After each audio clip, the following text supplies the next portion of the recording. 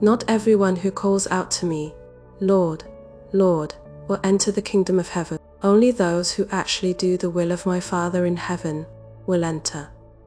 On Judgment Day, many will say to me, 'Lord, Lord, we prophesied in your name and cast out demons in your name and performed many miracles in your name.' But I will reply, 'I never knew you. Get away from me, you who break God's laws.' Anyone who listens to my teaching and follows it is wise, like a person who builds a house on solid rock. Though the rain comes in torrents and the floodwaters rise and the winds beat against that house, it won't collapse because it is built on bedrock. But anyone who hears my teaching and doesn't obey it is foolish, like a person who builds a house on sand. When the rains and floods come and the winds beat against that house, it will collapse with a mighty crash." When Jesus had finished saying these things, the crowds were amazed at his teaching, for he taught with real authority, quite unlike the teachers of religious law. Large crowds followed Jesus as he came down the mountainside. Suddenly, a man with leprosy approached him and knelt before him. "Lord," the man said, "if you are willing, you can heal me and make me clean." Jesus reached out and touched him. "I am willing," he said. "Be healed." And instantly the leprosy disappeared. Then Jesus said to him, "Don't tell anyone about this. Instead, go to the priest and let him examine you. Take along the offering required in the law of Moses for those who have been healed of leprosy. This will be a public testimony that you have been cleansed." When Jesus returned to Capernaum, a Roman officer came and pleaded with him, "Lord, my young servant lies in bed, paralyzed and in terrible pain." Jesus said, "I will come and heal him. I am not worthy to have you come into my home. Just say the word from where you are, and my servant will be healed. I know this because I am under the authority of my superior officers, and I have authority over my soldiers. I only need to say 'Go,' and they go, or 'Come,' and they come. And if I say to my slaves, 'Do this,' they do it." When Jesus heard this, he was amazed. Turning to those who were following him, he said, "I tell you the truth, I haven't seen faith like this in all Israel. And I tell you this, that many Gentiles will come from all over the world, east and west, and sit down with Abraham, Isaac, and Jacob at the feast in the kingdom of heaven.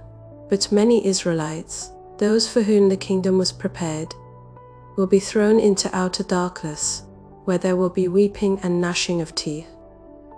Then Jesus said to the Roman officer, "Go back home, because you believed. It has happened." And the young servant was healed that same hour. When Jesus arrived at Peter's house, Peter's mother-in-law was sick in bed with a high fever. But when Jesus touched her hand, the fever left her. Then she got up and prepared a meal for him. That evening, many demon-possessed people were brought to Jesus. He cast out the evil spirits with a simple command, and he healed all the sick. This fulfilled the word of the Lord through the prophet Isaiah, who said, "He took our sicknesses and removed our diseases." When Jesus saw the crowd around him, he instructed his disciples to cross to the other side of the lake. Then one of the teachers of religious law said to him, "Teacher, I will follow you wherever you go." But Jesus replied, "Foxes have dens to live in, and birds have nests, but the Son of Man has no place even to lay his head." Another of his disciples said, "Lord, first let me return home and bury my father." But Jesus told him, "Follow me now. Let the spiritually dead bury their own dead." Then Jesus got into the boat and started across the lake with his disciples. Suddenly, a fierce storm struck the lake, with waves breaking into the boat. But Jesus was sleeping.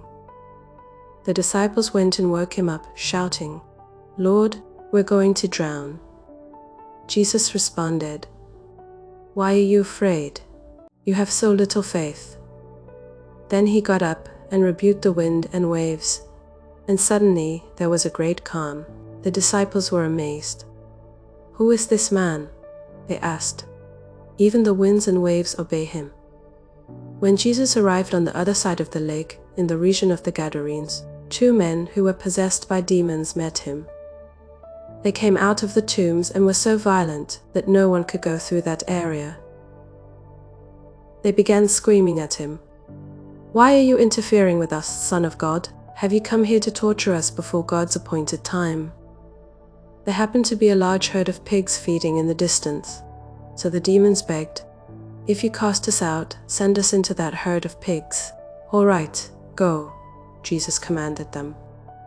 So the demons came out of the men and entered the pigs, and the whole herd plunged down the steep hillside into the lake and drowned in the water.